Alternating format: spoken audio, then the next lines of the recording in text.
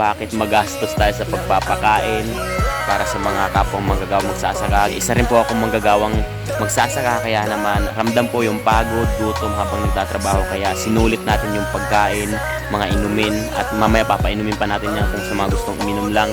Libre lahat ng sigarilyo. Nasa 1,000 na yung gastos ko sa pagkain, sigarilyo, painom nila. So mamaya dadagdagan pa yan. Meron pa tayong mga ibubonus sa kanila, sa mga nag-harvest ngayon na hindi nila alam na meron akong ibibigay para sa kanila. So ayan, ito na mga kasaka. Yung oras natin ngayon sa 4 na, malapit na mag alas 5. Tapos ito pa yung na-harvest ngayon, yun pa. Mga nasa 51 ata to. At yun, 3C. Pero 15 talaga yung nakuha na ng may-ari, yung tatlo, kinuha na. So, yun, nilabas na. Kaya, 12 na lang yata yun. 3C tuloy. 7. Oo, 12 na lang yun nasa ako. Ito mga sa 50 to mahigit. So, yun. Sabi, mga nasa 3 oras na yung tulog ko. Sobrang napuyat tayo kagabi. Tapos ngayon, grabe bakbakan yung trabaho. Sobrang nakakahina na. Pabalik-balik ako sa bayan. Gawa ng mayroon tayong mga binili na kailangan para sa palayan. Hindi na tuloy ako nakapag-focus sa pagbablog about dito sa ating inaani ngayon. Pero yun, ayos lang yan. Importante matapos na tong problema na to, kasi isa to sa napakalaking stress talaga na naghatid sa atin. Kasi gusto ko na talaga munang magpahinga, kaso itong palayan sobrang hinog na, sayang yung grasya. At yun, baka makaharma pa tayo kung papabayaan natin yung palayan, kasi sobrang lugi na talaga tayo. Nasa 50,000 plus na yung nagastos natin sa palayan na to. Tapos yun, ito yung naani, sure ball na hindi na yung makakabawi, kasi ito so area na to is 15 na sako lang yung naani ngayon, na kung saan dati na umaabot yan ng tag 25 na sako, ngayon 15 na lang na sako, kaya luging-lugi na talaga. At doon nasa 100 na mahigit yung naani doon na banda, pero ngayon nasa 50 plus na. Tapos malapit nang matapos, kaya yun, malabo na yan, makabawi tayo sa ating mga nagastos. Pero ang importante, meron tayong pinapalisot pa rin natin yung produkto para sa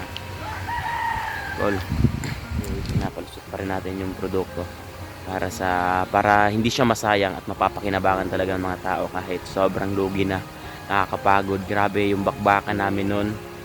Sobrang mga nasa 1 buwan siguro kami nagtatrabaho sa palayan nun, na pagtatabas ng damo, pagtutortol, paninimento, pamimilapil, ganyan.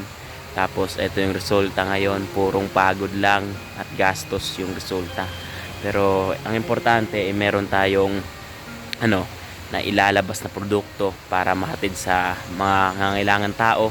At syempre, kung nagtataka kayo kung bakit magastos tayo sa pagpapakain para sa mga kapwang manggagawang magsasaka, ganun po kasi talaga. Kasi isa rin po akong manggagawang magsasaka, kaya naman ramdam po yung pagod, gutom habang nagtatrabaho, kaya sinulit natin yung pagkain, mga inumin, at mamaya papainumin pa natin yan kung sa mga gustong uminom lang.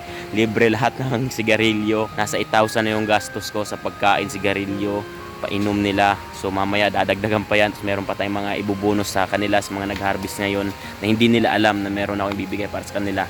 Kasi gusto ko lang magbigay ng bonus na kahit paano na ilabas yung grasya kahit lugi na tayo. Ayan, nag-rohilyo rin. Kalabaw siya. Ayan, ginaan yung kalabaw. Ay, surrender na, Col. Ayan, nasira pa yung balsahan niya. Yung paa ng balsa niya na putol. Yung pako. Ayan na.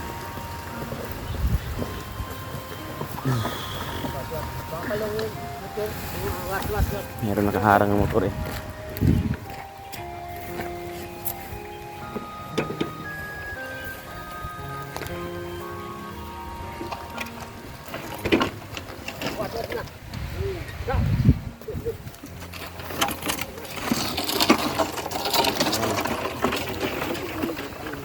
Tidak, timbang na nila pelargo.